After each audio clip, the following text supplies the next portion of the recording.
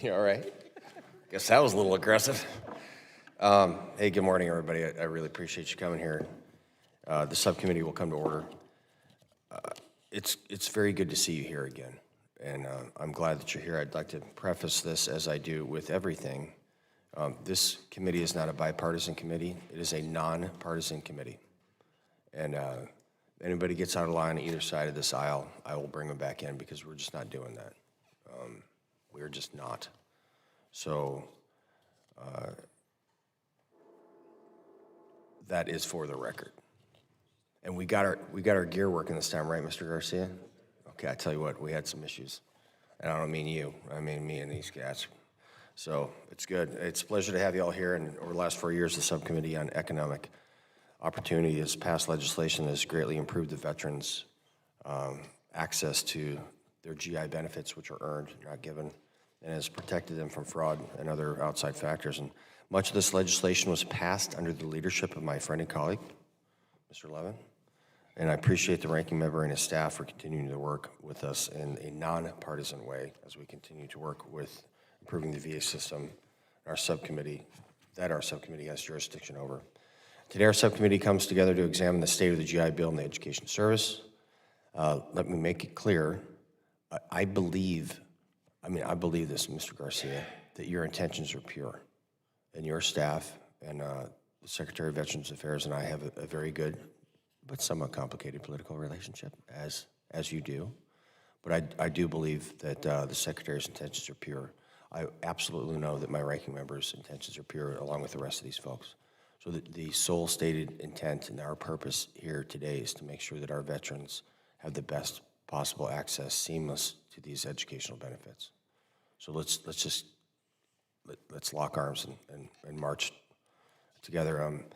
So last year, though, however, the subcommittee has also seen you guys get in the way of yourself and making it harder for our veterans to access their earned benefits, and that is an issue. So that's what we're here to talk about today. Last Congress, the House and Senate had to pass an emergency legislative fix for the 85-15 rule because you had altered their interpretation, your interpretation of the statute without telling the schools or Congress. If a fix had not been made, thousands of GI Bill students would not have gotten their benefits. And earlier this year, our committee sent a letter to the Secretary asking for a delay of the release of the enrollment manager because the VA decided to implement it at the beginning of the semester when the majority of schools certify student veterans. We've heard additional concerns from the veterans and schools about the VA, how the VA interprets Section 1015 waiver authority, and the VA's lack of communication with school certifying officials. This has become a pattern of behavior with the VBA, and it's increasingly frustrating to us and the schools and the veterans. VA's most recent example of getting in the way of itself is the risk-based surveys.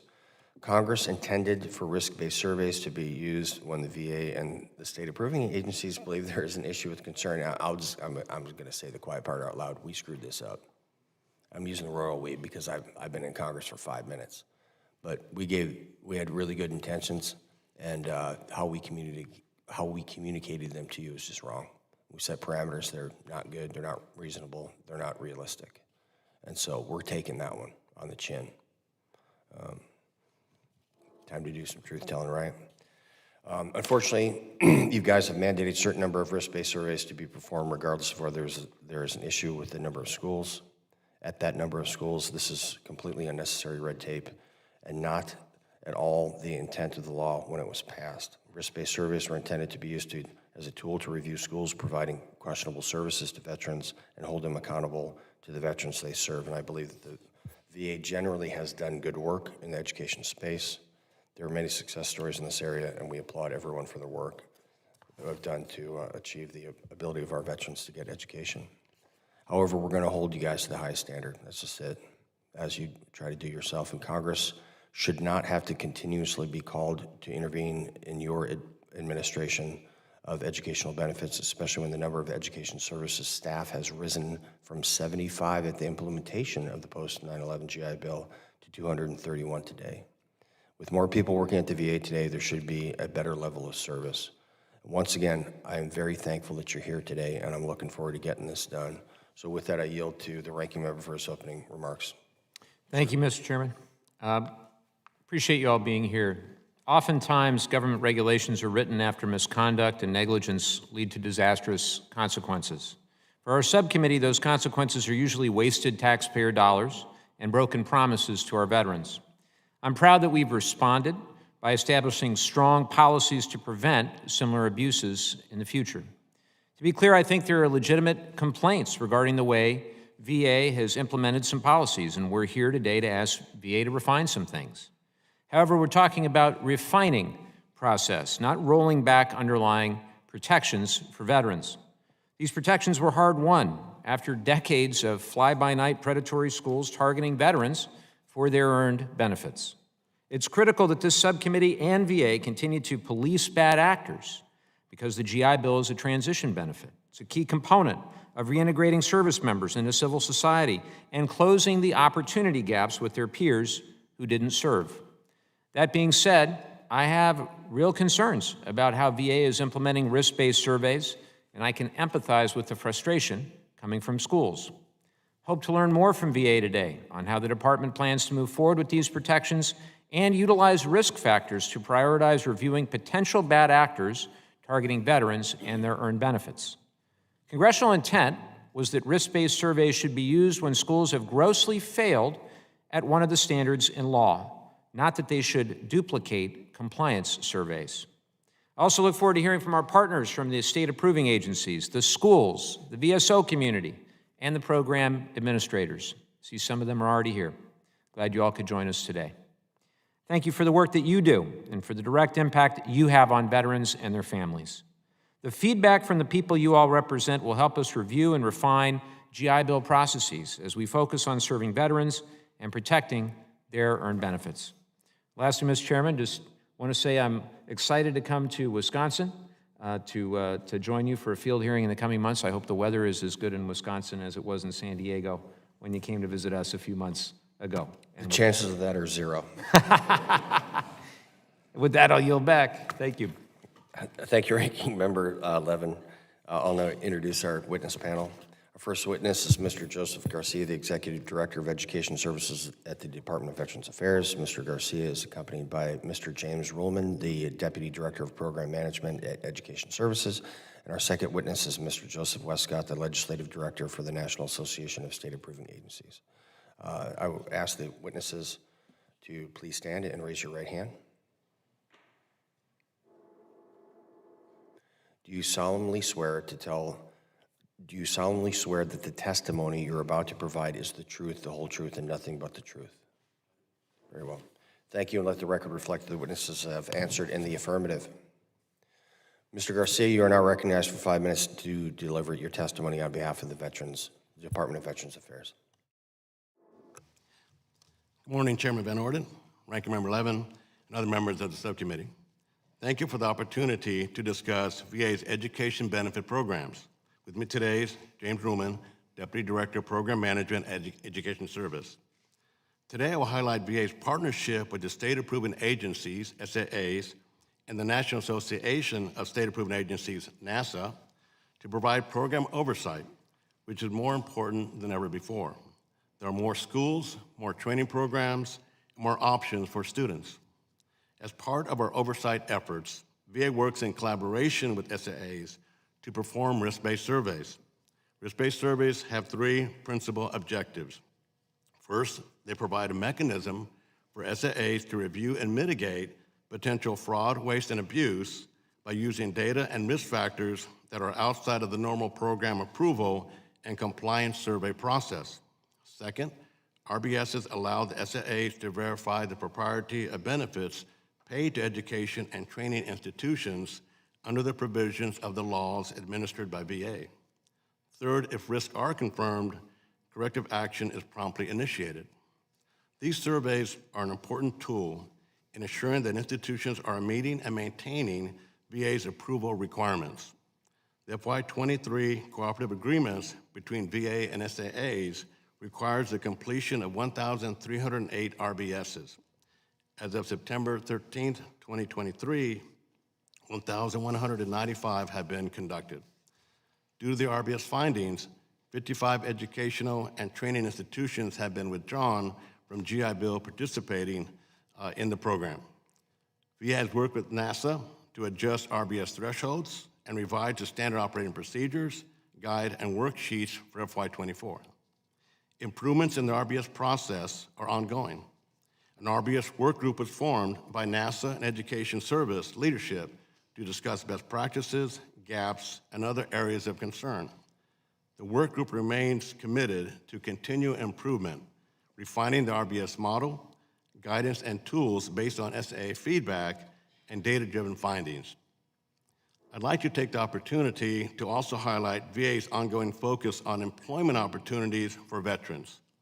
The Veterans Employment Through Technology Education Courses, or VETTech program, provide participants computer training through select providers to advance careers in high technology industry. Due to high demand, allocated funds tend to run out before the end of the fiscal year. However, as participants exit the program for various reasons, funds are deobligated and become available for new enrollments. Past practice was to wait for the upcoming fiscal year to start new enrollment. However, the program is entering its final year of the 5-year pilot. VA wanted to ensure as many veterans as possible had the opportunity to train through this program. As such, VA developed and executed a plan and outreach campaign to allow new VETTech participants to enroll through the use of the deobligated funds. In a matter of days, VA received over 6,000 new applications and over 300 participants are now enrolled. These numbers exceed what typically occurs in a month, and over $6 million of the $13 million that was deobligated has been reallocated. Average salary for the VETTech graduates is $66,000, employment secured in an average of 57 days. The success of this initiative is proof of the importance of keeping the veterans first in mind. As a final point, I'd like to express our thanks to NASA and our SAA partners.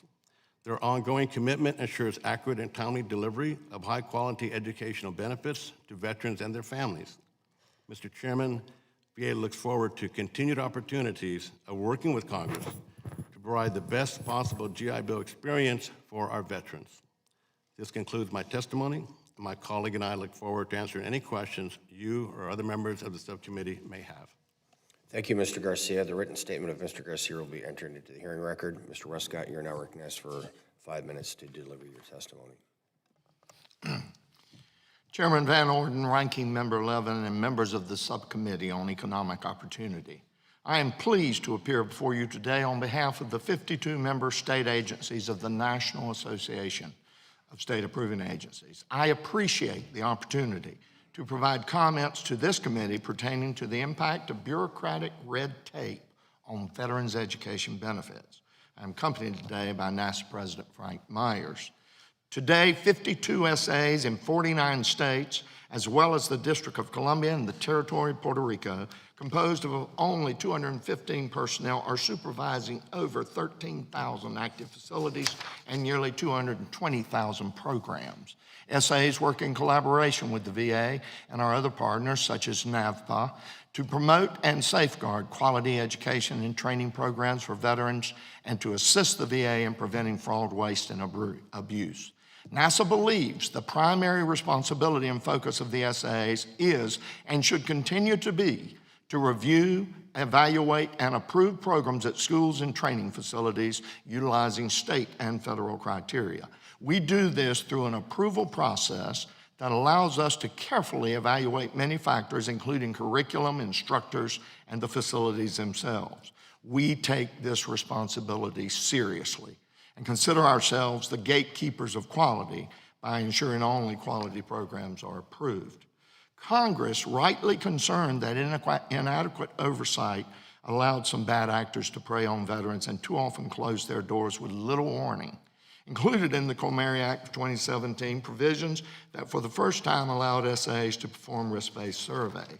NASA, emboldened by congressional action and recognizing that compliance surveys alone could not address quality and risk, approached the Lumina Foundation in the summer of 2019 for a grant to provide funding to develop and test an oversight model. The end result was a model that looked at meaningful metrics, was programmatic in application, and most importantly, veteran-centric. In other words, the model could determine if schools were offering quality programs which kept the promise of better jobs and opportunities. The key to the model's success was that it allowed SAAs to focus their risk-based survey visits on those institutions most likely to present risk. This is why a searchable and comprehensive database that SAAs can access was and still is absolutely necessary for success. State-approving agencies are adamant that only approving quality programs that provide good jobs and a better future for our veterans and their families. Unfortunately, in recent years, VA interpretation of certain laws have resulted in requirements that led to some schools deciding to withdraw from the GI Bill program or being unable to participate. An example of this is requiring accredited institutions to offer Title IV funding. Unfortunately, the requirement as interpreted and written has resulted in numerous seminary, pastoral, and religious training programs, as well as several medical training programs being withdrawn due to a situation where accredited facilities are unable to participate in the program, but non-accredited ones are. Likewise, the VA's interpretation that all institutions, including small NCDs, apprenticeships, and OJTs, must undergo hours of certification training and provide their personal Social Security numbers to gain access to the new VA certification software has resulted in quality training establishments requesting to be withdrawn. In the past year, largely due to the leadership of Director Garcia, communications between the VA and state-approving agencies have improved markedly. Likewise, we sense a renewed commitment to partnership. However, if we are to be successful in assuring the long-term success of the GI Bill educational program, there must be a renewed commitment to this historic state and federal partnership. Mr. Chairman, today SAAs throughout this great nation are diligently working with our VA partners, VSO stakeholders, and educational institutions to protect the quality and integrity of the GI Bill and to ensure that our veterans and their families have unfettered access to quality training and educational programs. Thank you again for this opportunity, and I look forward to answering any questions that your committee members may have. Thank you, Mr. Westcott. The written testimony or statement of Mr. Westcott will be entered into the hearing record. We're now going to proceed to questioning. You're going to see that clock in front of you. I see the same thing, and I'm not going to ask you. I'm going to tell you that's 5 minutes is 5 minutes. That's for me too. So I will now the chair will now recognize himself for 5 minutes. That's me. Mr. Garcia, Mr. Westcott has brought up a very salient point in that we seem to be having a declining number of schools participating in this program, and in the stated goal of this program and your job and mine and all of ours up here is to make sure we have well-educated veterans. So can you like spitball how many schools have self-selected out of this program recently? Sure, I believe what Mr. Westcott is referring to is Enrollment Manager, which was a release as part of Digital GI Bill in March of 2023. And we were very proactive with the customer experience group to assist all schools, and it was very well received by the schools in the transition. We want to do more things permanently like that going in the future. But it is a requirement to use ID.me, login.gov for credentials to protect that information for both the school certifying official and the school. We have partnered and listened to NASA. We've made an exception for 90 days to accept paper for OJT and apprentice programs because they may have issues getting in. So we continue to work with them. We'll reassess that after October 31st to see what needs to be done, but we are providing training for them. Mr. Garcia, I understand. Are there more schools now participating in this program than there were previously? Are there more or less? There's less. So listen, man. Regulations and programs are designed to make things better and more fluid and easier so you can accomplish a task. And if the regulation is getting in the way of accomplishing a mission, then the regulation needs to be looked at. It's pretty simple. You guys have implemented you guys have implemented a quota system. This is correct. So certain schools will have to do X amount of these risk-based surveys, right? Like school X has to do 10 of these, and you assign that number. Is that correct? So we assign assignments of risk-based surveys and other supervisory visits to the states. Yes, sir. That's being finalized now. That'll go out effective 1 October. I get it. So you're in the service. I respect your service, Mr. Garcia. You know that you send troops out to the pumpkin patch and you say, bring me back 10 pumpkins. They're bringing back 10 pumpkins. If you tell them to go out and pick pumpkins, they're going to come back with 100, right? So my concern with establishing quotas is this. If you say school X has to do 10 of these risk-based surveys, they're doing 10, when in fact they may only have to do 9, or they should be doing 11. And when you artificially impose these things on these different groups that have, you know, the real touch with their students and they understand the vibe that's going on there, I think that we are not serving our veterans well, because we're either putting on too much an administrative burden on these institutions, or on the other side, we're not making sure that we're preventing as much fraud as possible. So I'm going to ask you to really rethink what you're doing and have a much more open line of communications with these schools concerning the risk-based surveys. And we had the chance to talk about how these are implemented, and you know, you got 24 hours to do this and that, and I want to continue to engage with you and your staff and the schools to make sure that we work this out appropriately. Yes. And Mr. Westcott, I have 1 minute, 9 seconds. In your testimony, you indicated that NASA and the Education Council undertook the pilot designed by convening an advisory council of 22 members representing student veterans, state approving agencies, schools, accreditors, states, and other experts. And you also stated that the advisory council members developed a model of oversight. Now, did the VA utilize this model that you developed, or some of its tenet, in developing the risk-based surveys, to your knowledge? They did not utilize the model as we developed it. Over the course of a year, they revised many elements within the model. And of course, we did not get a database, which is critical, as I said earlier, to implementing that model. You know, and that's been a personal concern of mine because I was in this from the beginning. So you guys did a whole bunch of work, compiled a whole bunch of stuff, you gave it to some people, and they didn't act on it. Well, we gave them a finished product, basically. Okay. That worked, that we had data, that we'd proven had worked. Very well. Let's try that again. With that, my time has expired. I now recognize Ranking Member Levin for 5 minutes. Thank you, Mr. Chairman. Mr. Garcia, the Isaacson-Rowe Act set forth 8 factors that would prompt a risk-based survey. Can you explain how VA is utilizing those 8 factors? Yes, sir, and 2 of those would trigger a risk-based survey. Could you explain, or repeat the question, could you explain how VA is utilizing those 8 factors? Yes, sir, so like you say, they're identified, and then based on the model and what looks like a potential risk association with the school, then if 2 of those factors are triggered, again, things like rapid increase in veteran enrollment, 90-10 violation, 85-15, there's a list that you know of. If at least 2 of those factors are identified or triggered, then that would be a risk-based survey.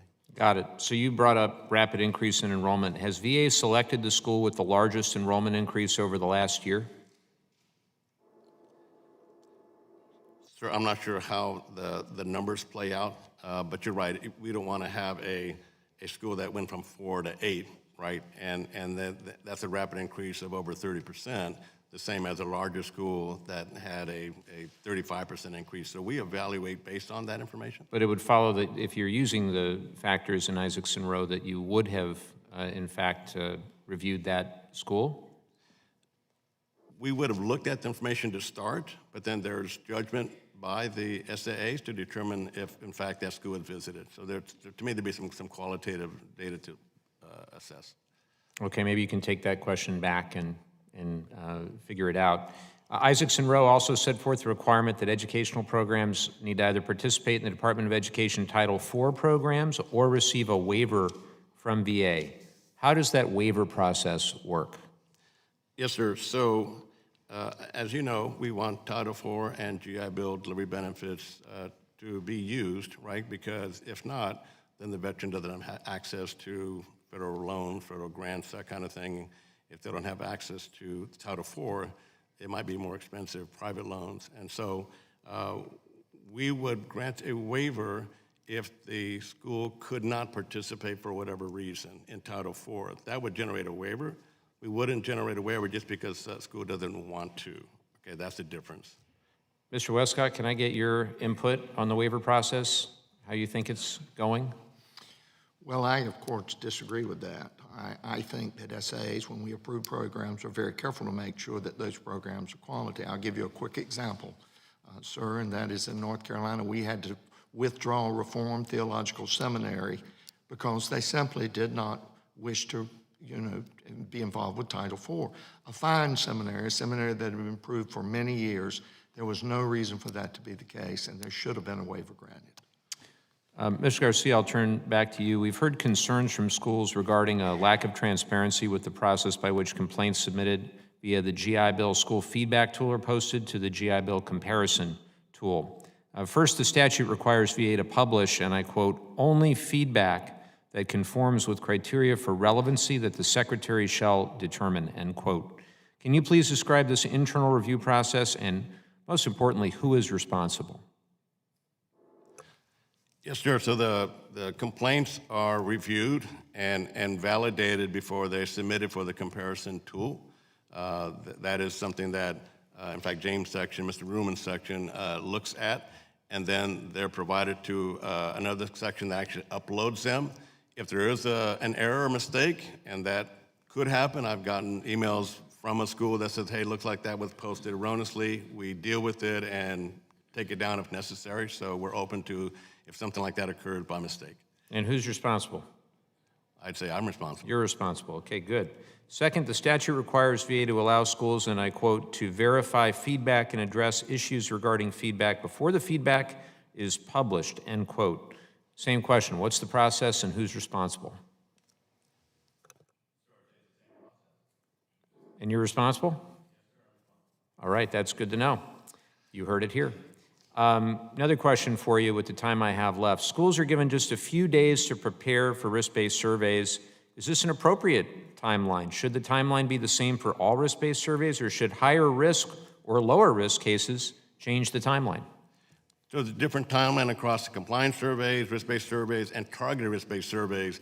Targeted risk-based surveys, there's a known issue there, and that's the one that could be 1 day or less. I think there's legislation to make it 2 days, but they're quick notice on a targeted risk-based surveys where there's known issues to address. Thanks for your time. I'll yield back. Thank you, Ranking Member Levin. The chair now recognizes Mr. Franklin from the great state of Florida. Thank you, Mr. Chairman and Ranking Member. Appreciate you holding the hearing today. Thank you, gentlemen, for spending time with us this morning. Kind of reiterating what they had stated in opening comments. This is about veterans. This is about how to improve the product that we deliver. We're all inside this room deliberating it today, but this is all about those who aren't in the room, so we keep that in mind. And, we will often put in bureaucratic measures with good reason, but over time, it's inevitable you need, at a minimum, course corrections, and sometimes if there are problems, we need to really take a deeper look at those. Kind of piggybacking on the last question, I did want to ask Mr. Garcia, the risk-based surveys, my understanding, are limited to only providing 1 business day's notice. Is that correct, as it stands now? Sir, that's on targeted risk-based surveys. Targeted risk, okay. Yes, sir. And the idea there, I guess, is the suspicion is they're doing something wrong. You don't want to have them cover their tracks, so you want to catch them in the act. Yes, sir. Okay. How many of the risk-based surveys that you've done, how many did you say you've done so far this year? So close to 1,200. How many of those are targeted versus just routine RBSs? So targeted risk-based surveys, about 167 have been completed. Okay. Versus the roughly 1,200 for the risk-based surveys. Okay, but even the rest of those still have a day's notice for an RBS? They should have more days notice than an RBS, not the target risk-based surveys. Okay. And so, Mr. Westcott, how many typically do you see for just a routine risk-based survey? Well, I can tell you, sir, when we built that model, it was at least 30 days.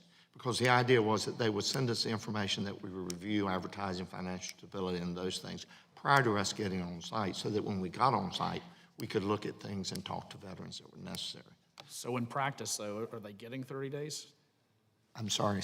You said when designed, it was supposed to give 30 days, but in practice, is that what routine risk-based surveys are getting now, 30 days? Sadly, they are sometimes less than that.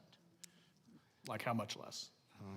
20 something. I mean, because really an institution, any organization that's not anticipating this basically has to stop in their tracks and accommodate that. So that's, It should be 30 days. should be, okay. So the 2023 cooperative agreement says that VA and SAAs must complete 1,308 RBSs. That's a very specific number. Mr. Garcia, can you tell me how you arrive at that specific a number? Yes, sir. Every year, we look at, again, the risk factors, the database that shows past risk-based surveys to kind of predict what we're going to look at next year. I will say that for '24, we're looking at about a 40% drop in risk-based surveys compared to the previous year. And we're looking at things like a supervisory visit, a 2-for-1 ratio. So if you do 2 supervisory visits, that would count as a risk-based survey. So we're working to try and determine what the optimal number is. So that actually leads me into another question. We've gotten some feedback that from those who are getting these inspections, these surveys, that oftentimes they feel that it really should be a compliance inspection, but instead the RBSs are being used instead. Would you agree with that? And if we're changing the system now, are we changing because the system's so much better out there, or are you just overstaffed and overworked and let's just conveniently cut the target? So by statute, VA has to do the compliance survey every 2 years for a school that has more than 20, right? So that's by statute, we have to do the compliance survey. And then, of course, the new statute, Isaacson Rowe, mandates risk-based surveys either for a reactive notice of action, government action, right, that would prompt a survey, or again, the proactive approach around the risk factors that might lead to a potential fraud, waste, and abuse or situation like that. Okay. Mr. Westcott, of those who have dropped out in your experience, how frequently is it that someone drops out who's been subjected to one of these RBSs that really didn't find any major compliance issues, but they dropped out anyway? We often lose schools due because scheduling, having compliance and risk-based survey coming in too close together, those egregious administrative requirements. I can get you that number, sir, and I will, but it's not a large number. But I can tell you, I did find, we only have 2 weeks now to notify schools. We need to double that on risk-based surveys. Okay. All right, I think that'd be fair. And Mr. Chairman, I yield back. Thank you, Mr. Franklin. I now recognize my dear friend, Ms. Ramirez from the great state of Illinois. Thank you, Chairman and Ranking Member, for holding today's hearing. I also want to thank the witnesses for joining us today to talk about a critical issue, which is education and how we protect and we deliver on our promise of quality education for our veterans. Over the past several months, this subcommittee has convened on multiple occasions to discuss how vital education is for our veterans adapting to their life after service.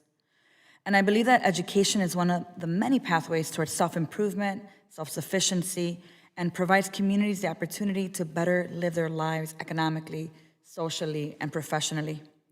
That's why it's essential that when schools are being evaluated, the systems and processes in place are intentional about targeting bad actors, like these for-profit colleges that see student veterans as a way to pad their pockets rather than seeing them as people, members of our community with dreams and aspirations. It's why I'm so proud of my bill, H.R. 1767, the Student Veteran Benefits Restoration Act, that passed through this committee with bipartisan support a couple of months ago. This bill will restore the GI education benefits for student veterans who were wrongfully defrauded by for-profit schools. And while my legislation, if signed into law, will provide relief for many veterans, we still have to get to the root of the issue.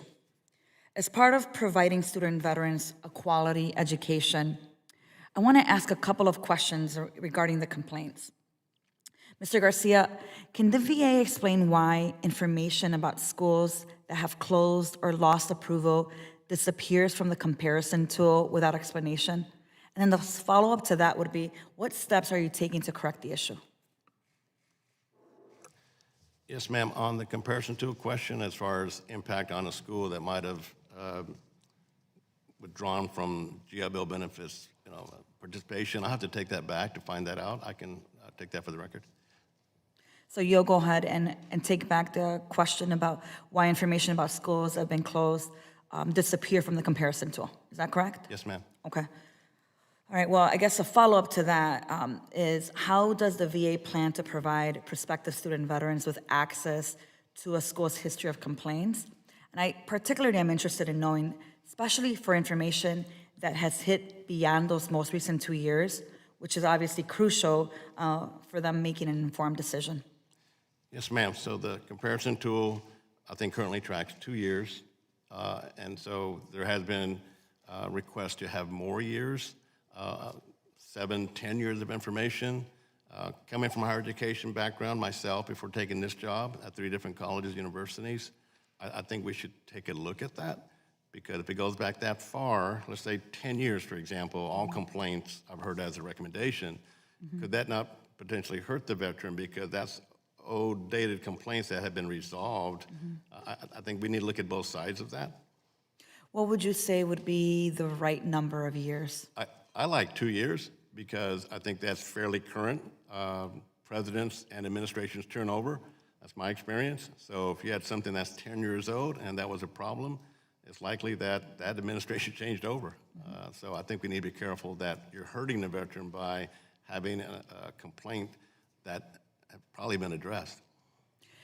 So when a student is looking into the schools and they're looking at complaints, is it easy for them to be able to access information that determines that these issues have been resolved, therefore making it easier for them to make a decision if this is the right kind of school for them to go to? I think that's part of it, right? So the comparison tool shows a lot of information about what's offered, yellow ribbon, just not only the complaints that are part of the comparison tool, side by side in terms of tuition and fees and graduation rates. That information comes over from the Department of Education. So it's more than just complaints that I think a prospective student would look at. A good summary of the school. Yeah. So let me ask you now another question, which is a little different, but this is in regards to non-student complaints. Has the VA received anonymous or non-student complaints against the school? And if it has, how are these handled? What kind of complaint, ma'am? A non-student complaint. So anonymous or non-student complaint against the school. You know, this is not a student, perhaps it is a parent or a friend or someone that had some interaction with the school. In other words, it could be anonymous, right? Correct. I can answer that question, Congresswoman. We can and do accept both anonymous complaints as well as complaints from third parties against schools, and we do forward. Gentlelady's time has expired. I'll follow up with you. Thank you, Chairman. Absolutely. I now recognize my friend, Mr. Mervan from the great state of Indiana for 5 minutes. Mr. Westcott, one of the concerns you raised in your testimony is the increased administrative burden placed on school certifying officials. How much is each individual utilizing the GI Bill benefits worth to a school? Wow. I'm not sure that I can give you that exact figure, sir, but I can tell you it's a very valuable benefit, especially underneath Chapter 33. I mean, that's basically tuition and fees. You're talking about 1,000 plus, for living, basic housing allowance or basic living allowance. You're talking about 1,000 for books. It's great for the school when you sign up a veteran under Chapter 33 or 35. If that's the case, there's a revenue benefit. Why do schools not employ more certifying officials? Well, and I'm glad you bring that up, sir, because it's a concern of ours as well. And SAs have gotten involved in that in the past. And on the next panel, my friend, the president of NAPA, will bring some information about that. The bottom line is lack of understanding sometimes of the true benefit of veterans, you know, who's the president.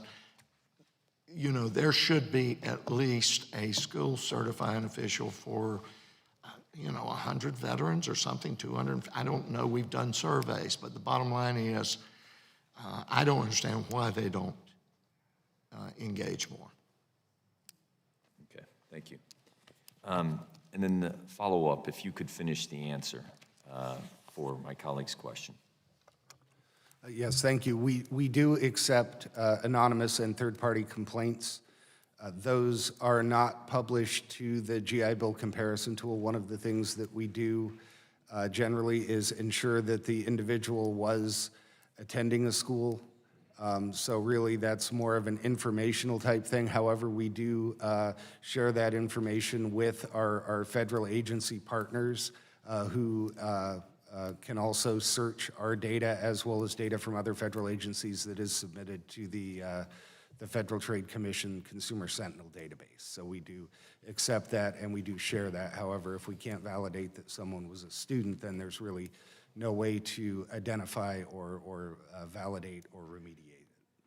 Very quickly, what do you believe are the majority of the anonymous complaints? I do not know off the top of my head. We would have to research that. Anonymous complaints tend to be a small portion of what we receive. Okay. So I'm going to give a hypothetical in this instance. A CDL school in Indiana is charging 4 times the amount for a GI participant than they would charge for a regular participant. Does that fall under the fraud, waste, and abuse category, or are there exceptions to higher costs? Because this has been brought to my attention. Same CDL license, 4 to 5 times the cost for a veteran GI Bill, and if someone off the street who does not have the GI Bill pays significantly less. Where does that fall, and how is that investigated?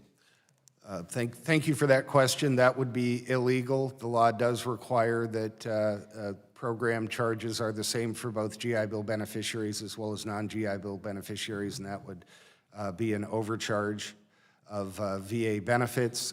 Even if we receive an anonymous complaint of that, because of the egregious nature, that is something that would generally, while not treated as a normal complaint, would cause us to take a look at that school, share that with our SAA partners, as well as federal law enforcement partners. And that's actually how a number of sort of high-profile prosecutions, federal prosecutions, have started out, is because of anonymous complaints. Is there an educational process to the veteran who is using the benefit to look out for these types of things? I don't think I understand the question. So if I'm a veteran and I'm signing up for these classes or school, and I recognize myself that something is more expensive or there's something illegal, is there any kind of toolkit available to the veteran who's going out to apply for these classes of what is and is not legal and what their rights are? No, sir, not that I'm aware of. Yes, sir. 16 seconds. I can tell you that in North Carolina, if we were to learn of such, that school would be immediately suspended and withdrawn. And in the catalogs for the schools, particularly truck driving schools, there should be a statement in there about the SAA and getting in touch with them if they have concerns. The gentleman's time has expired. We're going to proceed to a second round of questioning because I know that you guys you need some more in-depth answers, as do I. So we're going to do that. The chair I now recognize myself for 5 minutes. Mr. Garcia, again, thank you for answering so many of these questions. But we really have to talk about this error rate because I'm concerned about it. And we've been getting, the subcommittee and our staff have been getting complaints from VA employees about the extra workload of fixing errors in automated claims. And I got to do this, automated, air quotations. And I'm concerned about the government paying for claims that are not correctly automated. And I understand that the automated error rate is nearly 50%. Is that correct? So I had 40%. Okay, well, 40% error rate is not good. So I understand that the automated error rate is nearly 40%. Is that correct? From reviews that I've seen, yes, sir. Okay, and I understand that you commissioned and received a report that studies the automation in the RPOs. Is that correct?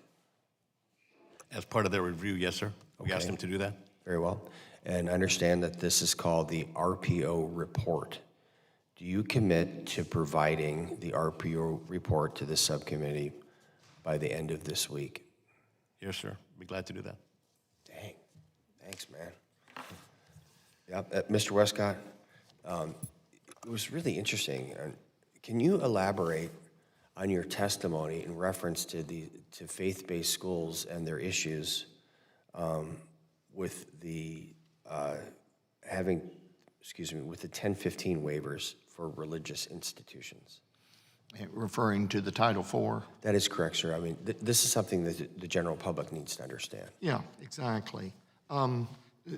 Many of these schools just don't see the need to offer Title IV, nor do they want to go through the process of engaging with that, and they don't really want the federal oversight into their religious instruction. And these are, like I said, Reformed theological.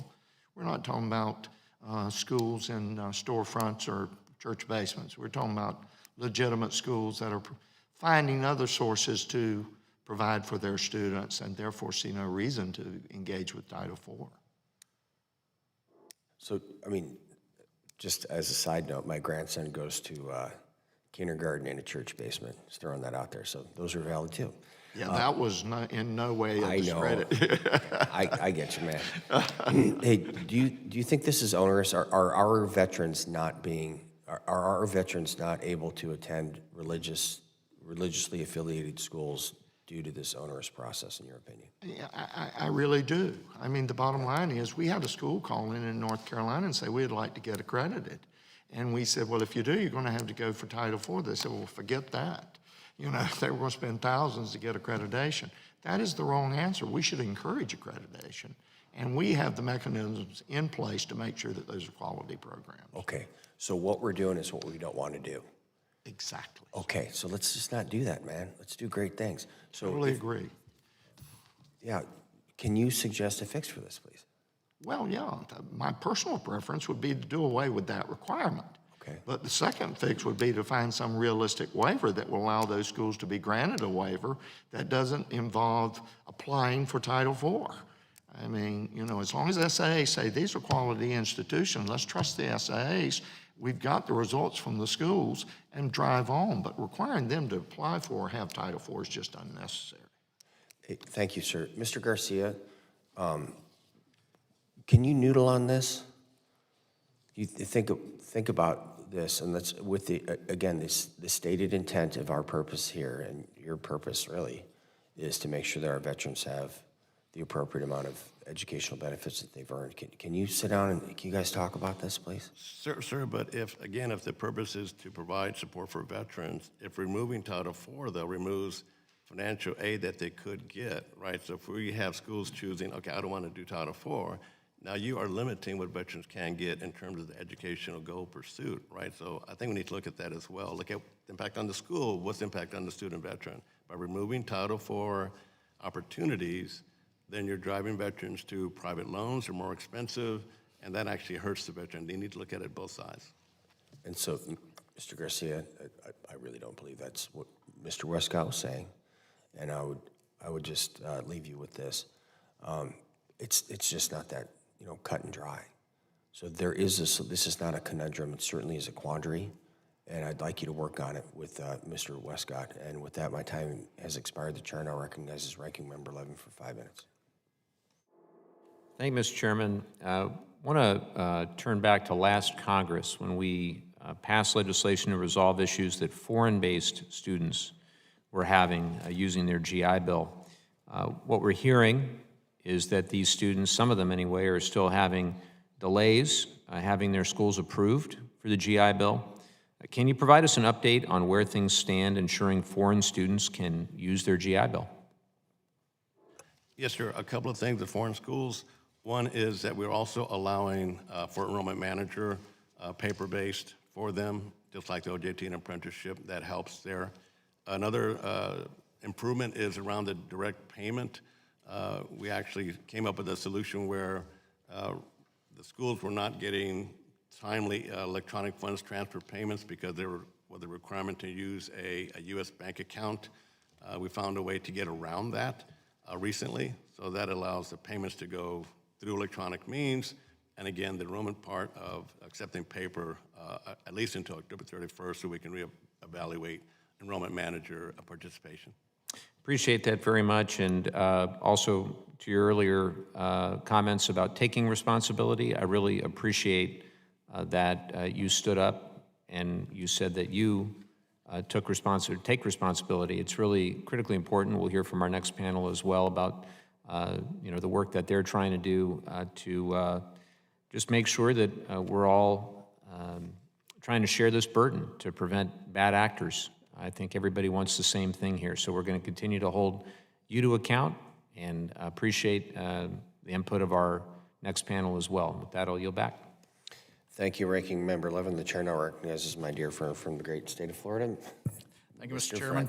Mr. Mervan's not here now, but I did want to add just a kind of put a point on a point he was making earlier about the economics for schools. I would just argue if the schools are voting with their feet and not participating, then for whatever reasons, and there may be varied reasons, the juice isn't worth the squeeze for them. And schools are facing declining enrollments. They need students. They need every opportunity for revenue they can get. So if they're not doing it, that needs to be a significant warning to us. So as Mr. Garcia, as you had said in earlier things, we will find workarounds. We don't want to compromise our standards, but I do think we need to sit down and think really hard about how can we make this more palatable to the institutions, because we need that. We need them to serve the veterans.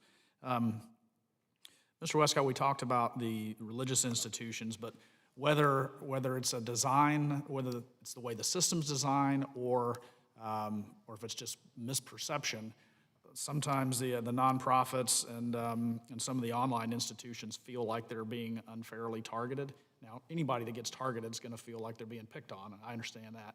But do you think it either purposefully or inadvertently, the way the system's constructed, and actually this question will be for both of you because we have time, or is the system set up to unfairly penalize online and nonprofit institutions? Well, and thank you for that question, Congressman. I would consider it inadvertently. I do have some memory of when this requirement was placed in the law, and the concern was primarily of those schools that lost Title IV would then lose their approval. Not that, that we would require them to have Title IV. At least that was my interpretation of what we were doing in the earlier days on this legislation. So I would hope, and I believe it's inadvertent, but it certainly needs to be addressed, because you're 100% correct. So real quick, I think you hit on perception. So the term religious schools is not in the statutory language at all, right? It's all accredited programs have to participate under the statute. And we'd be willing to take a look at it, though. Okay. That's all I have, Mr. Chairman. I yield back. Thank you, Mr. Franklin, and I want to thank everybody. The witnesses are now excused. And please stick around. I think you're going to get some good institutional knowledge from the next panel. So again, thank you very much. And we will adjourn shortly while we get readjusted here.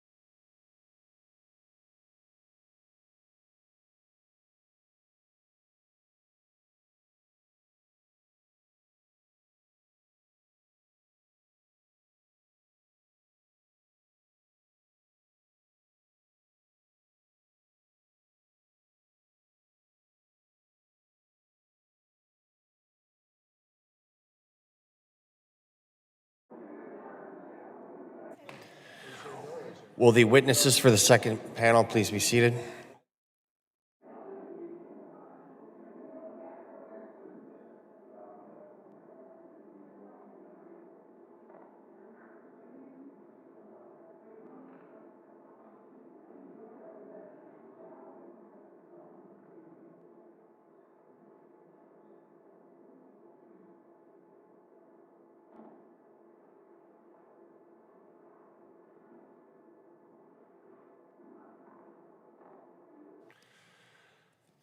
On our second panel, we'll be hearing from the following witnesses. Mrs. Ann Meehan, Assistant Vice President of Government Relations at the American Council of Education. Dr. Jandel Signor, President of the National Association of Veterans Programs Administrators. Mr. Will Hubbard, Vice President for Veterans and Military Policy at Veterans Education Success. And Mr. Joe Rasmussen, Director of the University of Wisconsin Veteran Services at the University of Wisconsin-Madison. I want to welcome you here for this panel, and I'm going to ask you to stand and raise your right hand. Do you solemnly swear that the testimony you're about to provide is the truth, the whole truth, and nothing but the truth? Let the record reflect that the witnesses have all answered in the affirmative. Mrs. Meehan, you are now recognized for 5 minutes to deliver your testimony.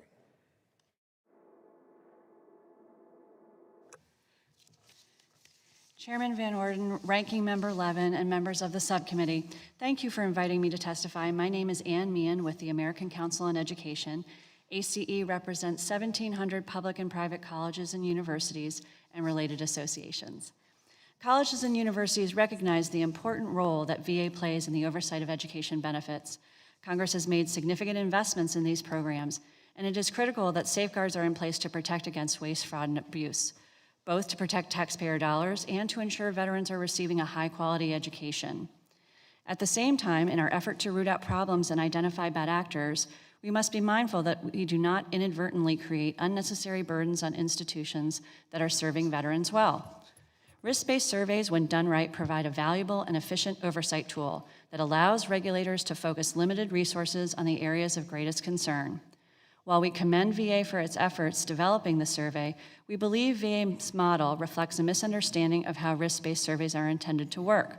Moreover, we are concerned that in several respects, VA's effort may be inconsistent with congressional intent.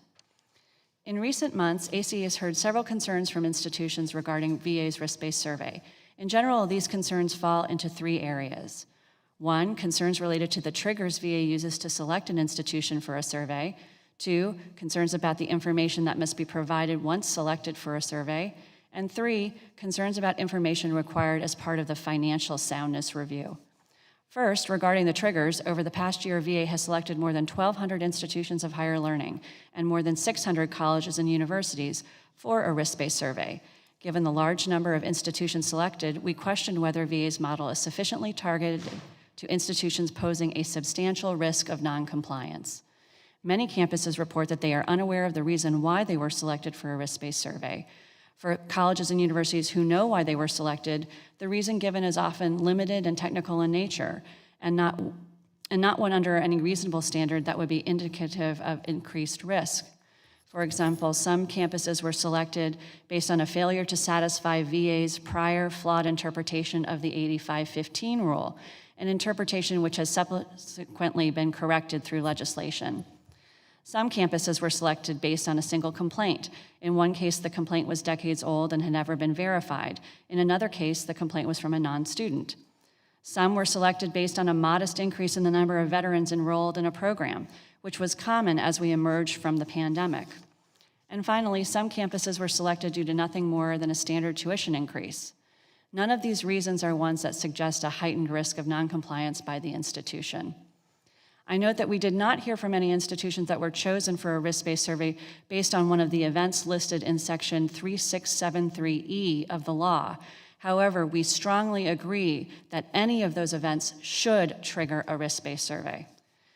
Second, we have heard concerns about the breadth of the information required by VA's survey and the limited time given to respond.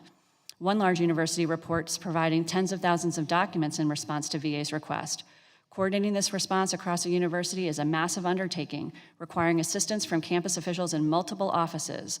While most offices are happy to help, others may not understand the immediacy or importance of this work, particularly when it requires them to drop other mission-critical work in order to comply.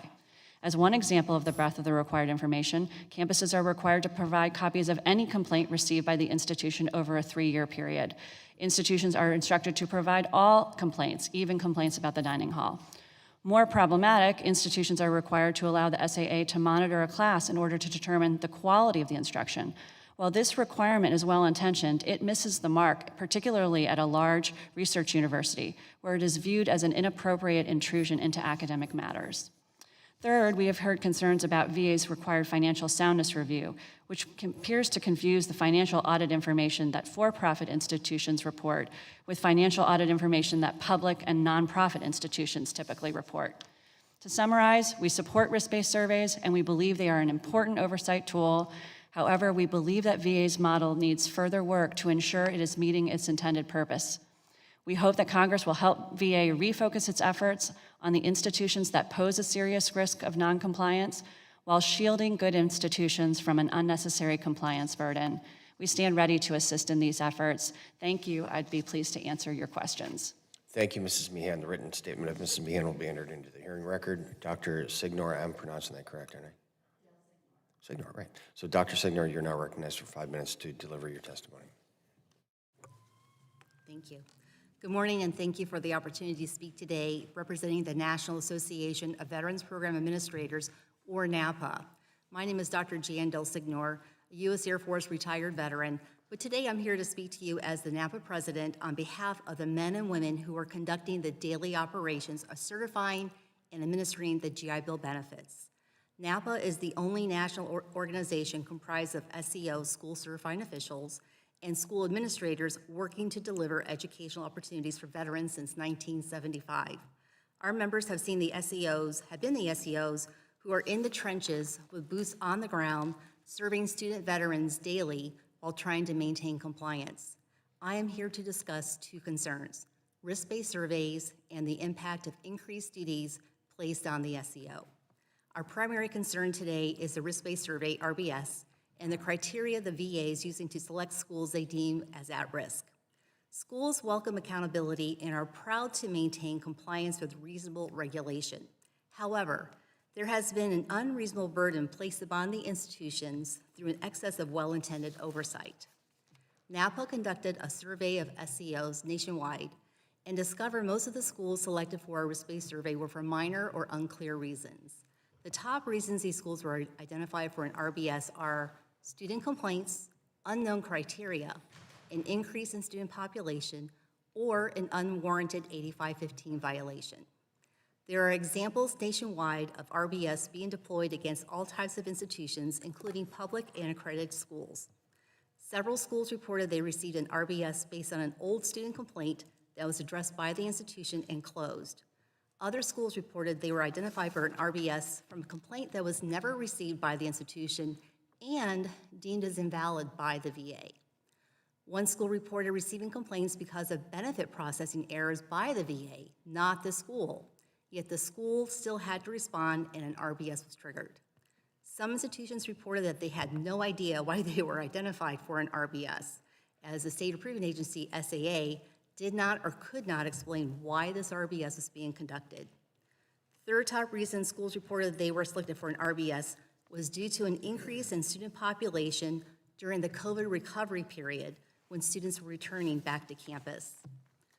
The fourth top reason included schools with a 35% exemption criteria for 8515, as they had programs suspended by the VA during spring 22 with no veterans enrolled because of the calculations implemented by the VA.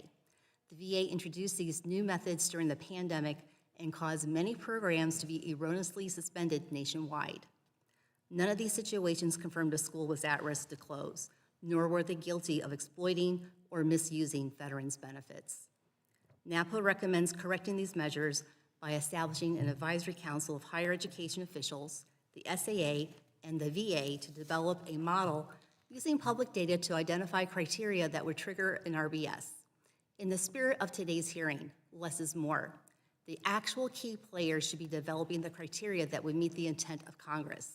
NAPA respectfully requests outside agencies who have never worked in higher ed and have no understanding of daily operations of an institution not be involved, as this often leads to misleading advice, oftentimes from lack of experience.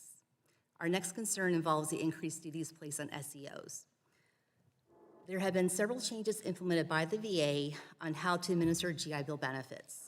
This includes additional requirements for a catalog approval, less time to prepare for compliance reviews, and return of funding to the VA. Due to the insurmountable requirements for schools to obtain approval and maintain compliance requirements with limited time for preparation, institutions nationwide have withdrawn from administering the GI Bill because of the increased workload and regulatory demands. These schools include first responders, EMTs, police and fire academies, truck driving schools, and religious orders. This creates an economic disparity for the veteran when trying to find needed instructional resources but unable to use their GI Bill benefits for training. NAPA would like to see legislation that would give relief of the many burdensome tasks placed on accredited institutions and recodify Public Law 117-333 to allow the institution sufficient time to prepare for reviews and provide a reasonable response. Additional information can be found in our written testimony. I thank you, and I welcome your questions today. Thank you, Dr. Del Signor. Yes, sir. The written testimony of Dr. Del Signor will be entered into the hearing record. Mr. Hubbard, you're now recognized for 5 minutes to deliver your testimony. Chairman Van Orden, Ranking Member Levin, and members of the subcommittee, we thank you for the opportunity to provide testimony before the subcommittee today. Veterans Education Success is a nonprofit organization with the mission of advancing higher education success for veterans, service members, and military families, and protecting the integrity and promise of the GI Bill and other federal education programs. Drawing from our team's experience and direct interactions with student veterans, their families, and stakeholders, we submit our observations for the subcommittee's consideration. We would like to express our general gratitude to the leadership and staff in education service at the Department of Veterans Affairs. Their collaboration on many of these issues and commitment to serving veterans are worth highlighting specifically. However, we also feel it is important to highlight areas where we believe there is room for improvement. Since the very first GI Bill in 1944, there have been scammers looking to take advantage of veterans' benefits. In 1952, a House Select Committee led by Congressman Olin Teague of Texas exposed the trend of predatory schools targeting veterans for their GI Bill benefits. And in 2012, the Senate Help Committee issued an alarming report that found widespread deception by predatory schools. Given the issues of the past decade and prior, including numerous sudden collapses of risky schools, Congress passed several significant bipartisan laws. These laws aim to combat fraud by bad actor schools and programs, ultimately protecting veterans' benefits and taxpayer dollars. This includes the Isaacson-Roe Act, the authorizing legislation for risk-based surveys. Risk-based surveys are important both for protecting veterans and taxpayers and for ensuring the efficient use of the limited resources of VA and the state approving agencies. However, our testimony, along with our colleagues at this table, highlights a fundamental point. VA's current approach does not match the clear direction of Congress. As our colleagues at ACE point out, VA is currently selecting an overly broad set of schools for risk-based surveys in contrast with what the statute had contemplated. Specifically, Congress established 5 triggers for risk-based surveys. Yet, VA continues to launch risk-based surveys even in the absence of one of these 5 triggers. As the University of Wisconsin rightly notes, increased enrollment is not a mandatory trigger, but instead listed as in another section of the statute, which lays out the issues that the SA should consider during a review, if and only if such a review has been triggered by one of the 5 mandatory issues. We also strongly support NASA's comments that the VA should follow the pilot model and implement the database, which would result in a dramatically smaller number of schools being selected for review. In addition to risk-based surveys, persistent red tape and VA statutory misinterpretations continue to hinder the potential of veterans' education benefits. As outlined in our written testimony, this includes, first, school closures and GI Bill restoration policies, where VA continues failing to implement unambiguous statutory guidelines, even after the committee clarified them in the Vets Credit Act. Second, a lack of necessary transparency on the GI Bill comparison tool. This harms veterans who should rightfully expect transparent information in their school search process. And third, VA's refusal to exempt Marines under the excess leave program from a newly revised interpretation, despite the legal obligation to do so. We believe there is a pattern to these issues. Time and time again, this body passes thoughtful, well-positioned legislation based on stakeholder input with the intention of supporting veterans and their goals. Then, VA executes a surprising interpretation, unsupported by law and inconsistent with congressional intent. Couple that with some schools under-resourcing the appropriate offices on campus, and the result is that the laws put in place to safeguard hard-earned benefits are not being properly executed. We hope to continue our efforts in collaboration with VA and the committed people here in this room who simply want to do right by veterans, for they and their families should be VA's one and only focus. Thank you. Thank you, Mr. Hubbard. The written statement of Mr. Hubbard will be entered into the hearing record. Mr. Rasmussen, you are now recognized for 5 minutes to deliver your testimony. Thank you. Chairman Van Orden, Ranking Member Levin, and members of the subcommittee, thank you for the invitation. I'm excited to share my testimony before the subcommittee on behalf of the veteran and military-connected students at the University of Wisconsin-Madison and my staff that serves them. I've also consulted with my peers across the state of Wisconsin as well as in the Big Ten. Hearing the conversation thus far, I can tell I'm in good company. While I might be critical of this process, it's only because I care. I feel like we're all on the same team, Team Veteran. I'd briefly like to share my background as I hope it provides perspective. I get to serve as the Director of Veteran Services at the University of Wisconsin. I'm also the grandson of 2 World War II veterans, the son of a Vietnam veteran, and I proudly served 4 years in the Marine Corps right out of high school.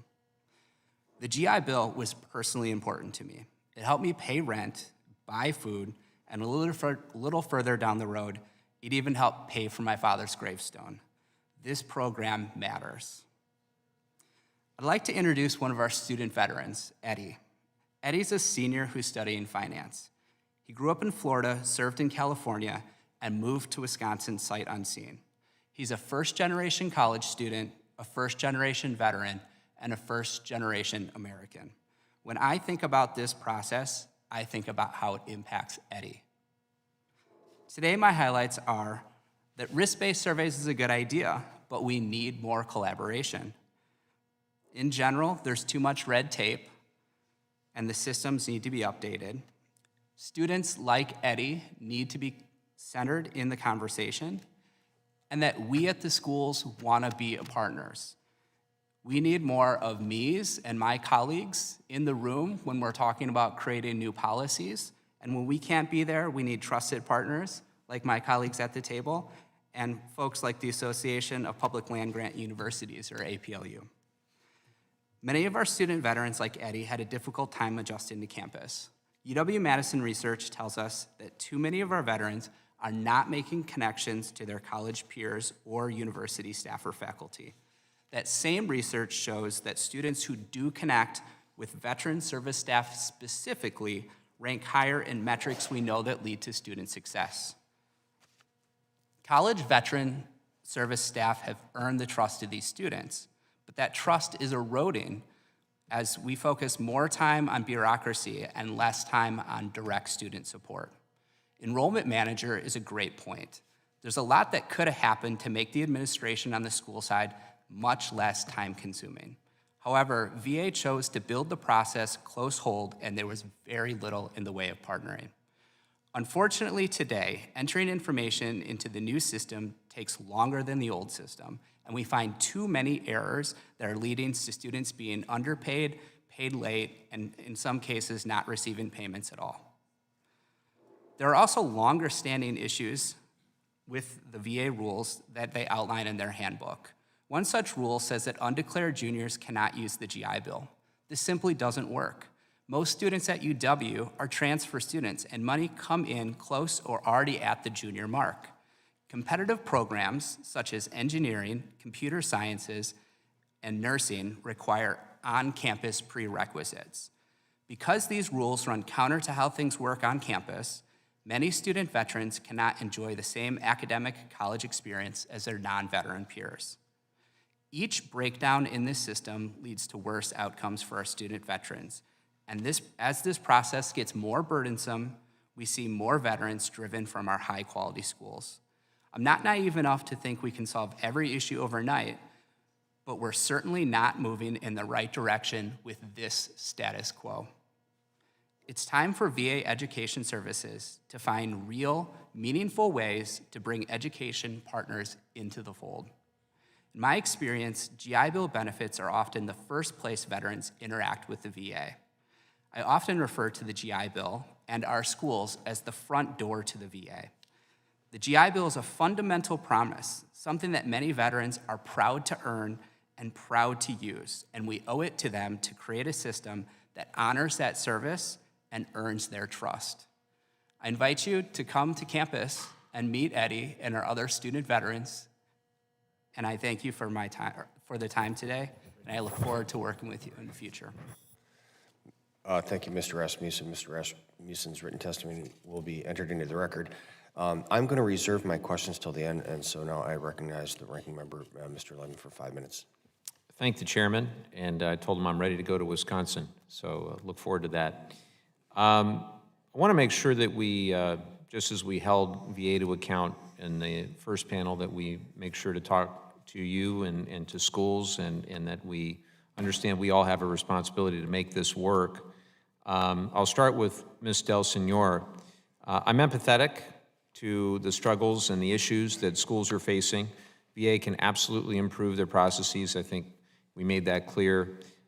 Shouldn't some of the shared burden to prevent bad actors also fall on schools? I thank you for the question, sir. The bad actors, from my understanding, that in the past historically have not been accredited institutions. Many of the current risk-based surveys are being applied and focused on accredited schools instead of the unaccredited schools.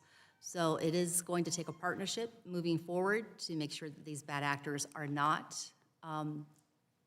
doing what they have done in the past.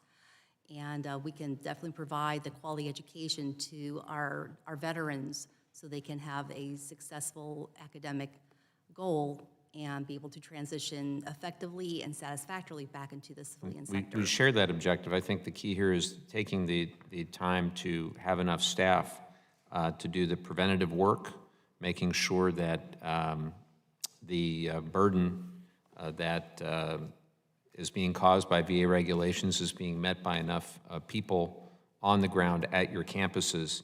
Could you tell us actually, I'll turn to Mr. Rasmussen for this. Could you tell us the ratio of veteran program administrator staff that you have compared to the number of student veterans that you serve, and what you think that rough ratio should be? Certainly. So at the University of Wisconsin, we have 4 full-time positions in my office, including myself. 2 of those folks, 100% of their time is dedicated to making sure that the GI Bill works.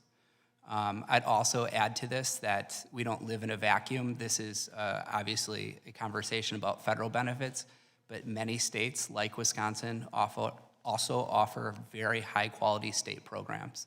So those numbers are larger than what they look like just when we examine these numbers.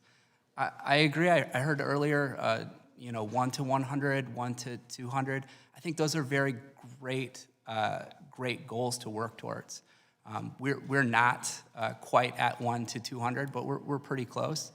I will tell you, as a former student veteran, as somebody who works with students, I wish that number would be higher. I wish that we would have enough time to give every single student the time that they've earned. And it's true that student veterans using the GI Bill are bringing full in-state tuition to the table, reducing the amount of aid that schools need to provide, correct? So, if I understand the question correctly, it's that the GI Bill then is taking the place of other school aid. I can tell you in Wisconsin, and specifically at UW-Madison, we have Bucky's Tuition Promise. Student veterans who qualify for Bucky's Tuition Promise get 100% of that promise plus their GI Bill. So we do not change their package based on post 9/11 GI Bill one bit. I can't speak for other institutions, but we're lucky enough to be able to provide everything that we would give a non-GI Bill student to But our fair to say that having more student veterans is good in every conceivable way for your campus and for every campus, and therefore it would make sense to do the preventative work to make sure you've got enough support staff to deal with whatever VA throws your way. Is that fair? Absolutely. I can't agree more that we need to be able to rise and meet the needs. Appreciate that. With time I have left, Mr. Hubbard, I think you knocked it out of the park with your comments, particularly at the end where you talked about that balance. We try to do the best we can in this subcommittee and throughout the House Veterans Affairs Committee to pass well-intentioned legislation to try to improve the lives of our veterans and improve their educational opportunities. And we often don't agree with how specifics are implemented at VA. Sometimes they do a fantastic job, on the other hand, but it is all a balancing act. So what do you think the balance is between preventing bad actors from accessing GI Bill funds and making it easy and enticing for good actors to serve veterans? Thank you for the question, Mr. Ranking Member. I think it's an imperative one. I recognize the time has expired. I can answer perhaps at a later point or in writing. We'll come back to you. Gentleman's time has expired. The chair now recognizes Mr. Franklin from the great state of Florida. Thank you, Mr. Chairman. And Mr. Hubbard, I'd give you the time now to answer that because that's something I'm very interested in hearing about. Thank you, sir. I appreciate that. So in terms of incentivizing good schools to bring in student veterans, I think there's one important factor to consider, which is these are literally the best students in higher education today. They are non-traditional students. They often have families. They're a little bit older typically, but they have world experience and they make the best alumni. They offer the most to the classroom and they offer the most by way of packaging. These are fully packaged students that come with full funding. I think any school would be lucky to have student veterans in their classroom, and that's really what they should recognize. Thank you. Actually, I read all your testimony. There's a lot of great ideas and suggestions in there. I do recognize, too, as the ranking member had said, that the reason that a lot of this oversight is in place now is because there were a lot of institutions, some rogue actors out there that didn't do the right thing. So there is a need, and we got to strike a balance. Mr. Garcia had said earlier, we had talked about ways that we could improve this process. I think, in looking at this hearing today, according to staff, you all were advised of this about a month ago. So you've had a month to prepare for this. I would submit that the four of you and the institutions you represent could get together with the representatives of the VA, and in 30 days, you could probably fix a lot of these problems we're talking about, or at least have a good roadmap to move ahead. But just in the brief time, if you could each take about 30 seconds, if you had your way for a day, what would be the first and fastest things you would fix? And starting with you, Ms. Meehan. Process to sort of understand the differences between, we have over 4,000 colleges and universities that are degree-granting institutions, and it's a very diverse group, and so one size doesn't always fit all. I think that's one of the things where risk-based surveys, by thinking about ways that we want to make sure we're identifying the greatest risk and figuring out what those factors are so that we are not putting a compliance burden on the other schools. There's just such a variety when you think about the types of programs that VA provides. They're not all college degree programs. Some of them are training programs. So I think that's a challenge that VA has in a lot of areas, trying to make sure that we have sort of as much of an approach that is appropriate for what the different types of institutions and their challenges are. Thank you. Dr. Del Signore. And thank you for the question, sir. Yes, I think communication is key factor moving forward, looking at quality improvement. There's always processes in place that could be improved, whether from the institution or from the VA or the SAA. So coming together as a team, definitely working together to look at those triggers that may or may not be a true risk assessment of that institution based on the institution type, with their accreditation factors involved, but looking at all the moving parts and coming up with a solid database for the VA to use. Well, thank you. I do want to hear from the others, but you all have given a lot of very, very specific things that are more tangible than just we need to communicate better. I mean, there's a lot of specific things in your testimony. Mr. Hubbard. Thank you for the question. In our written testimony, we identify for every issue that has come up an executive branch solution. I think all of these issues on the table today could be solved at the executive level. We believe it ultimately comes down to following the letter of the law. We believe the statute is clear and unambiguous and should simply be followed as stated. Well, if it's clear and unambiguous, I don't know that the solution for fixing laws is more laws, but your point's noted. And Mr. Rasmussen. I hate to sound like a broken record, but it is communication. Earlier, I heard Mr. Westcott say that NAVPA is a partner, but I didn't hear our colleagues at the VA mention schools as they talk about and think about this process. I would make there be groups. Dr. Jan mentioned a committee, ways in which information from people like myself is inserted into the process before it happens and not after it happens, and then we have to clean up the mess. All right, thank you. And I would like to note that you all had today far more time to prepare for this hearing than the institutions that you're saddling with these risk-based surveys that in many cases are having to provide tens of thousands of documents. It's not fair, and I can fully understand why a lot of them aren't wanting to participate. But thank you, Mr. Chairman. I'll go back. Thank you, Mr. Franklin. The chair now recognizes my great friend, Mr. McGarvey from Kentucky.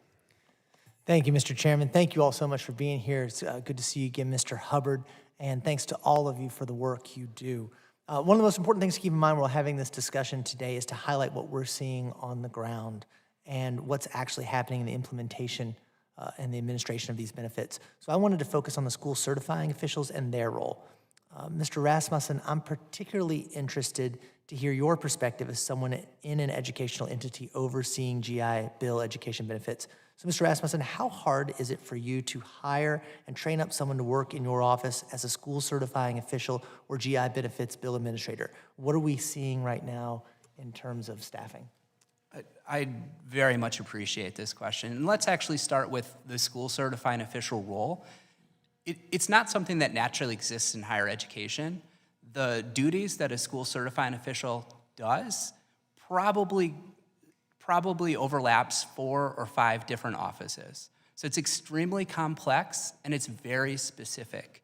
It's rare that we could hire somebody who has worked in administration or VA or any other entity and they can immediately be a productive school certifying official. The most recent hire I had, retired lieutenant colonel, took him about a year from when he started until I would say that he can operate independently, not asking a bunch of questions. It's really complicated, and it's, to get to your question, hard to hire good school certifying officials, and even harder to train them. And I don't know if there is an answer to this next question, but it's just so it's the question sincere, right? Is there anything we can do to help in that? I do think about, and again, communication. There was a communication that went out several years ago from VA telling schools what an expected ratio of school certifying officials were. That went to a bunch of my staff. So a bunch of school certifying officials got a note saying, we need more of you all. I think if it was a serious act, then that sort of thing should have been communicated in a way where our college presidents and chancellors can hear how important these roles are and they can take action. I put every year into my budget a request for more school certifying officials, but what I need is direction from the top. I appreciate that. And, you know, I liked what you said when you said we're all on Team Veteran. I think everybody in this committee is on Team Veteran. And one of the reasons we get along is to help our veterans get what they have earned and what they deserve. If you do think of anything, any of you all think of anything we can do to help in that regard, whether it is a legislative action or even it's whether using the platforms of our offices and letters and communication with people in charge to let them know how seriously we take that, you know, please do that. Ms. McCann? Oh, excuse me. I was going to mention in my testimony, I think that a common repository for all of the training materials on the VA's website would be really helpful because school certifying officials, it is a relatively junior position on many campuses. The changeover rate may be high, and they need a quick way to come up to speed and have all those resources available for them. So that's one thing you might consider. Thank you very much. And Mr. Hubbard, just a similar question to you. We know veterans education success highlighted in your testimony that how schools are struggling to maintain enough school certifying officials.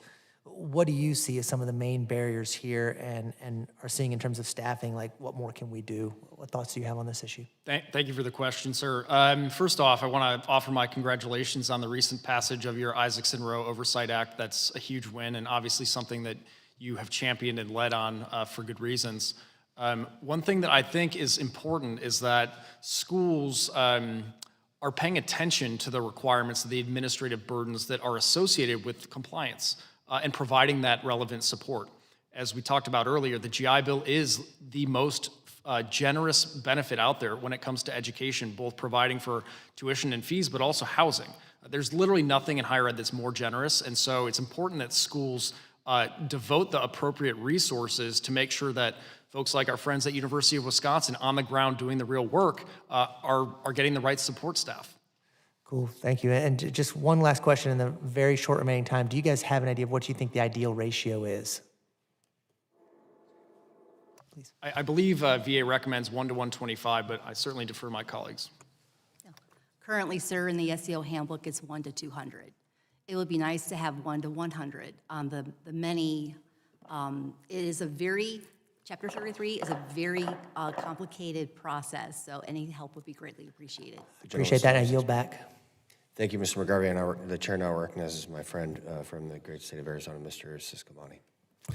Thank you, Chairman Van Orden, for giving me the time, but also for holding this important hearing. And thank you to the witnesses here today that are here today to help us, inform us, and to better understand how these risk-based surveys are utilized and how the subcommittee can look into streamlining the steps for universities, for colleges, and for veterans that are utilizing the GI Bill benefits. I represent Tucson, Arizona. That's in that area, which includes the University of Arizona. As a University of Arizona alum, bear down. I know that the important work that the U of A does in providing students the tools for success, including with student veterans.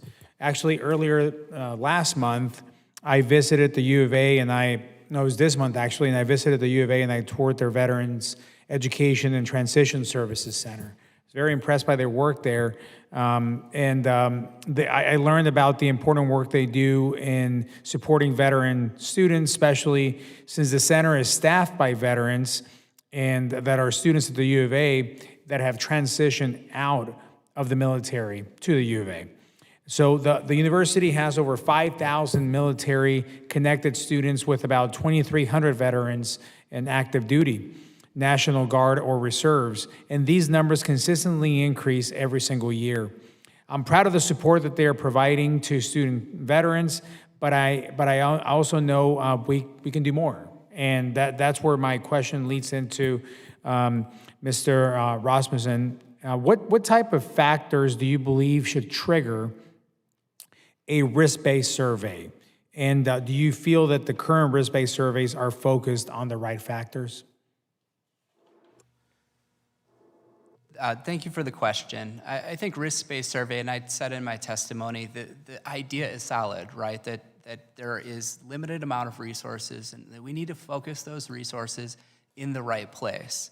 I don't know that I have the best answer on exactly which factors. I think the factors need to be informed by people on the ground. I think that when we have prescriptive factors that come down from a central office here in Washington, and it goes out to the states, and it's you must visit these schools, that needs to be also mixed with somebody in a state education capacity who can put real-world context to whatever factors those are. Some rapid increases, they can be easily explained by many different factors. I said in my written testimony, rapid increase could be because a bunch of post-9/11 veterans now have kids who are college age, and also, thanks to Congress, those children get to get in-state tuition rates at public schools. So I think instead of giving you good answers, because I'm not the guy who has the best answers on what should be risky, and I'm also not at a school that is risky, I would say that they need to be informed by professionals. Thank you. Thank you for that. Then Dr. Delsignor, did I pronounce that correctly? Okay, good. What are the biggest concerns schools have about risk-based surveys and bureaucratic red tape, and how can we help solve them?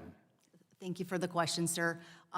So the survey that NAPA did to SEOs nationwide, the two biggest reasons that we received were student complaints that were normally old and closed, addressed, taken care of, or not valid, or they were not even sent to the institution prior to the risk-based survey, so the institution had the opportunity to read through and understand what the issue was prior to the risk-based survey happening. The second largest reason was the school was never told by the state approving agency as to what triggered the risk-based survey. So they were just, said, hey, you guys have a risk-based survey, give us all this information, but we don't know, we can't tell you why. How much time do you feel is needed for a risk-based survey inspection to be conducted appropriately? Again, thank you for that question, sir. Having gone through that experience myself, it's probably 30 days or more for the institution to prepare. In our testimony, we did say it takes a multitude of different departments to pull together this information. It's not something that's normally hands-on. For example, the school is required to provide the last 2 years of all advertising to include all your social media. So if you're a public institution and you have football season right now, those are all your football posts that have to be provided for the SAA. Thank you for the question. Thank you. You're back, sir. Thank you, Mr. Subcommittee. The chair now recognizes the fact that my microphone's not up here. I now recognize myself for 5 minutes. Hey, before I get going here, Mr. Hubbard and Mr. Rasmussen, I want to thank you very much for the Herculean effort of getting yourself here from South Carolina after you recovered your lost F-35. That was amazing. Thank you for getting up here. Yeah, I just said that. I think I'd get in trouble if I commented on that. So That's right. Let's work on that one later. Hey, the subcommittee, we've heard a lot about the enrollment manager from the VA in the last few months. Thank you, Mr. Subcommittee. However, we've not been able to hear from you guys. So what has your experience been with the enrollment manager and to a greater extent with the digital GI bill? I'm going to throw that out to you, Mr. Rasmussen. Thank you, Mr. Van Orden. I really appreciate the question, and I think that's why I'm here, right? I'm representing the real on-the-ground experience. I said in my testimony, it takes longer. It takes longer to use. It's not accurate. The data that we see in that system isn't the truth. It's very one way we submit things. And then there's things that happen outside of the system. So the system isn't adequate in capturing what we need it to capture in order for the process to work. So then we get secondary emails from processors at regional processing offices almost daily asking for questions about what an individual certification means. And then because it's tied into this ID me or whatever, and my staff being veterans themselves, this last weekend, one of my staff members got an email from the VA processing office to his personal Gmail that contained data about a student enrollment. So it's not working anywhere. Okay, so, but I'm going to ask you all real quick. Can we all agree, or do you agree that there is the potential for, and more likely than not, fraud involved in this education system because of its size? Mr. Rasmussen? I'm sorry, sir, I didn't hear the last part of your question. Because of the size and scope of these programs, you agree that fraud does exist? Oh, absolutely, fraud Robert? exists. Yeah, without a doubt. Dr. Delsignor? There's definitely opportunity there. Okay, and Mrs. Mead? Agreed. Okay, good. And so we can clearly determine that a system, some type of system has to be in place, right? Okay, so let's figure out how to do it better. What I get from your written testimony, which I've read, and it's awesome talking to you guys, is what I have heard is that it seems to be a huge lack of communication between your institutions and the Veterans Affairs Administration. Did I characterize that accurately? It seems like you're just not talking. Do you have a way, Mr. Rasmussen? Do you have a formal way to get a hold of the VA when you need to? I'm noisy enough that I've found a couple of contacts, but that's not common for my peers at other schools that are, not quite as well How resourced. often do you talk to your Big Ten colleagues? Well, almost daily in email. We meet on Zoom calls at least once a month, but more frequently. How often do you and your Big Ten colleagues speak to the Veterans Affairs Administration? Almost never. Okay. There's no avenue in. Mr. Garcia, I've got a huge ask for you, man. Will you give Mr. Rasmussen your personal cell phone number? Is that your personal or is that the office? Please do. And that's a big ask because he is from Madison, so you may get some inappropriate phone calls about 2 in the morning. So here's what we want to do. We want to solve this problem. Do you have something you'd like to say, ma'am? Please do. Yes, if I could, sir. At one point, the schools had access to our education liaison representatives, the ELRs. We don't anymore. During the pandemic, emails went out unanswered right from the VA, and those were our go-to people to receive those answers. We need our ELRs back. I know there's been a huge shortage. I know the VA has filled those, for the most part, that shortage. But they're not ready to basically hit the ground running. They need to be trained to answer and help support the SEO in administering the GI Bill, because as I said earlier, it is a very complicated process. And any help you could give would be greatly appreciated. Okay, I found from personal experience that oftentimes we ascribe the worst intentions to people simply because we don't know what they're thinking. And I think there's a case to that, because I talk to Mr. Garcia on the regular, and his intentions are pure. They really are. And it's just, the bureaucracy is so huge. So you're getting his number, and you're going to talk. And you got a group of Big Ten dudes together with, 50-pound brains and whatnot to think about this stuff all the time. I want you to share your lessons learned with this cat. And Mr. Garcia, I'd love it if you'd listen to him. This is awesome. My time has expired.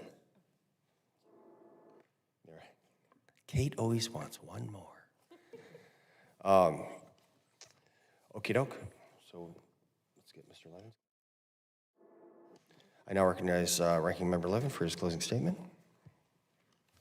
I want to thank the chairman for helping to improve the communication between VA and our second panel. I think it's so critically important that it just doesn't stop there, but that each of you take the time and the effort to get to know one another. You're all here. You might as well stick around, get to know one another. I think that the 8 risk factors in Isaacson Row aren't the problem, but I do think that they really should only be triggered when schools have grossly failed at one of the standards in law. And I would hope that you would understand the intent at the time was not that we have this overwhelming administrative burden on these schools, but that we reserve, for bad actors and try to make the best judgment that we can on that basis. Just the same, I would hope that the schools would do more to try to hire folks and to try to hit the 1 in 100. When I think about the revenue that, forget about all the things that Mr. Hubbard said and that I agree with about all the reasons why you want more student veterans on your campuses. They are the best of the best. It's also a tremendous amount of revenue for your schools. And that was the point that we were trying to make earlier. And to that end, when you consider the amount that you're actually going to be spending, that incremental cost of having one more person on your staff or two more people on your staff who can handle these matters, regardless of how difficult, to Mr. McGarvey's question, how difficult it might be to find qualified people. Even just a couple more people would hopefully go a long way towards addressing the issue and really would be a drop in the bucket when you consider the amount of revenue that we're talking here to a school like the University of Wisconsin or anywhere else. So I think there's plenty of criticism that can be levied. I don't think that's helpful or useful. I think to my friend the chairman's point, communication is really useful. So I hope that you'll take this opportunity. I hope VA will take the opportunity. I hope the schools will take the opportunity. And I hope you'll continue to communicate and that we get this right because our student veterans are caught in the middle. So with that, I'll yield back to my friend the chairman. Thank you, Ranking Member Levin. Gosh, you know what? I actually, this is such a weird feeling because I think we've actually moved the ball down the field today in Congress. That's shocking to me personally. It is, man. I'm just talk to each other and please, try not to ascribe negative intentions to another party unless they prove it, man. Ronald Reagan, trust but verify. We are here to get, if you've noticed, we are a single unit moving forward. And that's not changing anytime soon. So, Mr. Garcia, if you have issues with these cats, I want you to come talk to us. Everybody at this panel, you have issues with that dude, get a hold of us, and we will respond. The demand signal comes from you, okay? That's why we're here. So I want to thank you all for coming. Your testimony is very valuable. And all the members that participated today, I believe that this hearing has helped illuminate some issues, and we're moving forward with the purpose. And with that, I'd like to thank you all for coming. I ask unanimous consent that all members may have 5 legislative days to review and extend their remarks and include any extraneous materials without objection. So ordered. This hearing is adjourned.